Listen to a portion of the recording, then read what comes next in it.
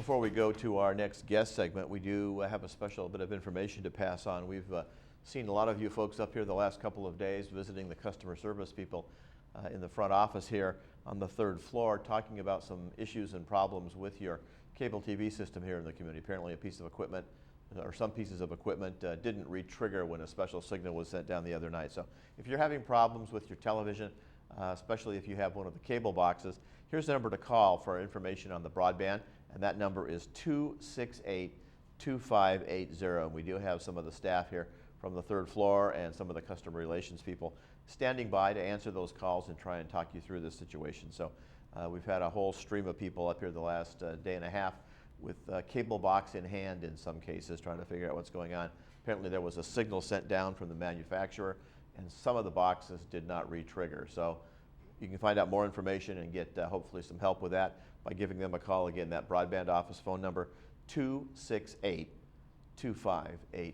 and give them a call, and they're standing by to hopefully answer your questions. Well, someone who's standing by, actually sitting by across the desk from me here, our next guest, Mr. Mike Straziuso, the president of Third Laguna Hills Mutual. You had your November meeting yesterday, and as always, lots of important things to talk about with Third Laguna Hills Mutual. It's always interesting to watch how our different board presidents operate the meetings, and some are very free form and some are a little more structured. And I know you work hard trying to abide by Robert's Rules of Order, and sometimes people try and do little end runs around that, but you try and pretty much keep them on the straight and narrow on that area. Yes, it's very important to me, and I have advised particular members of the board, if I go overboard with Robert's rules, to please rein me in. And Mark Baer in particular has agreed on that premise. Right. Well, some of the things that you talk about, obviously important issues facing the community, and one of those is obviously the interest in keeping the units full, keeping people living in Third Mutual.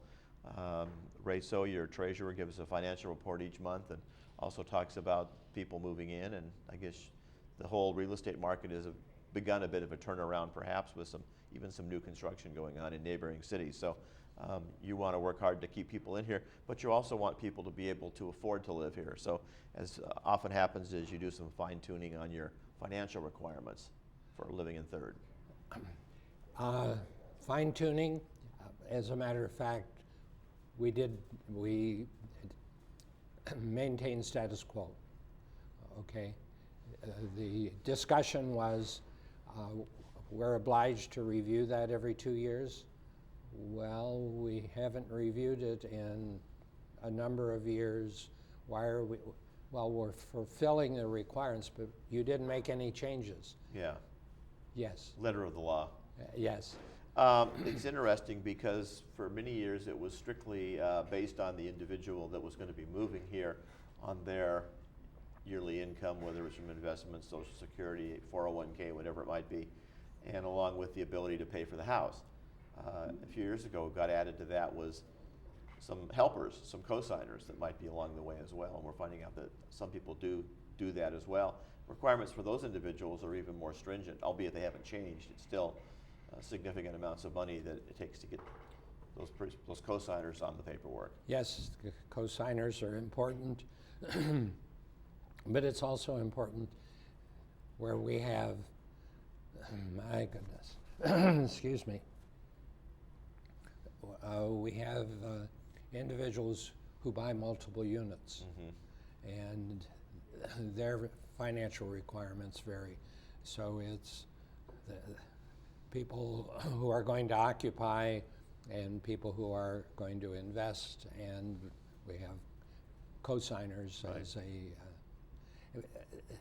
contentious issue was CoSigners on people who are investing.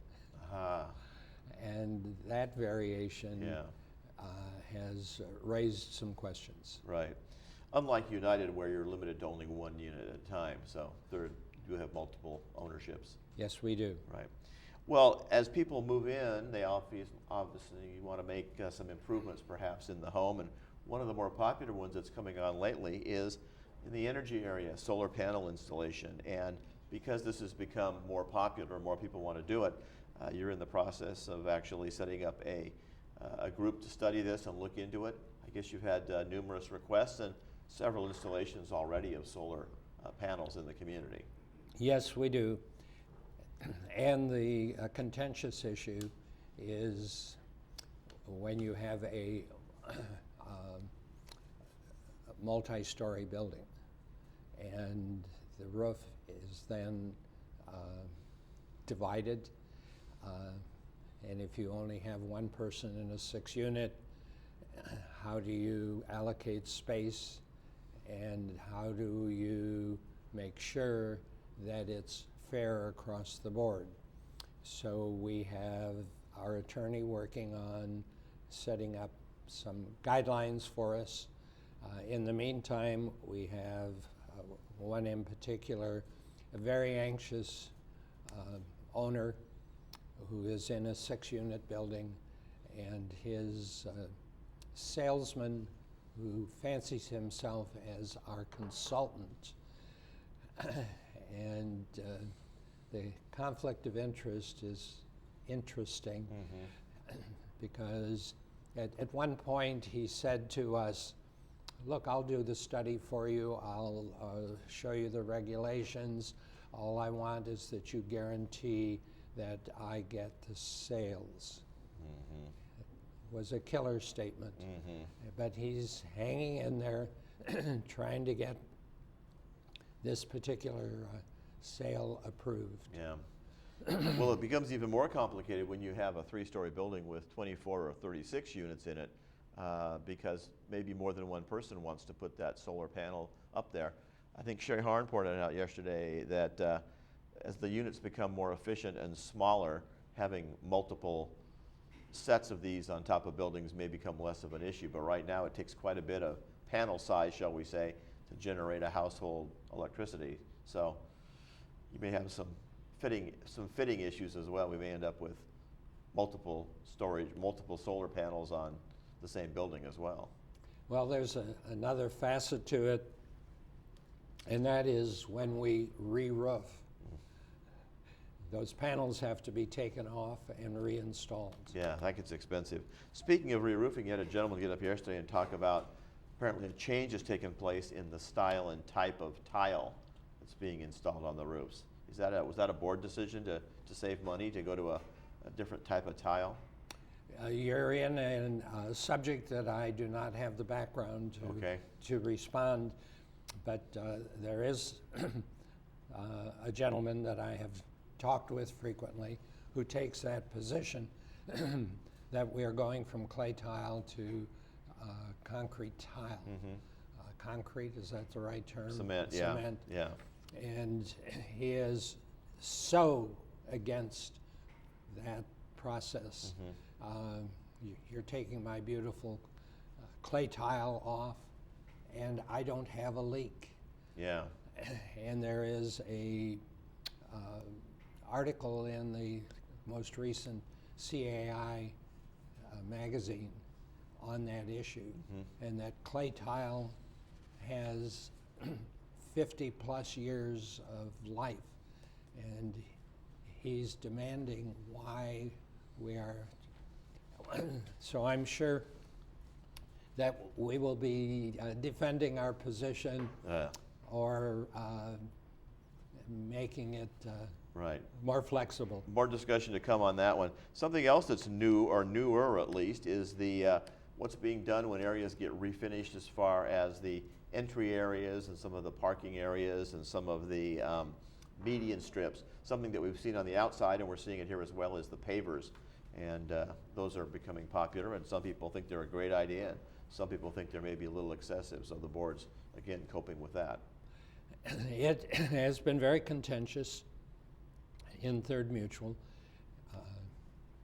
Prior to this year, there was money set aside to install pavers in a revitalization fund, and we rescinded those motions yesterday.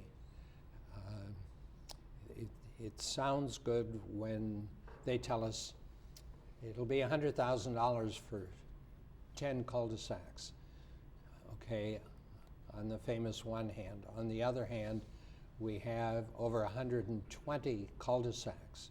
So are we looking at $1.2 million? No, we're just going to do, well, let's fall back and regroup. And the way we did that was to rescind those motions that involve pavers, but we still have a cooperative situation with United, GRF, and Third on one intersection in the United area. So, like a lot of things, it progresses at an even slow pace.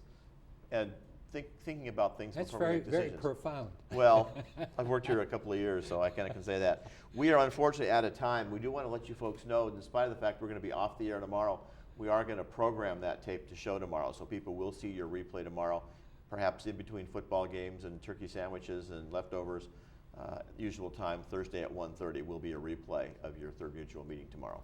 Thank you, and happy Thanksgiving to staff, our residents. And we thank you for joining us today. We'll see you back here in December with more interesting things to talk about. Thanks for joining us today.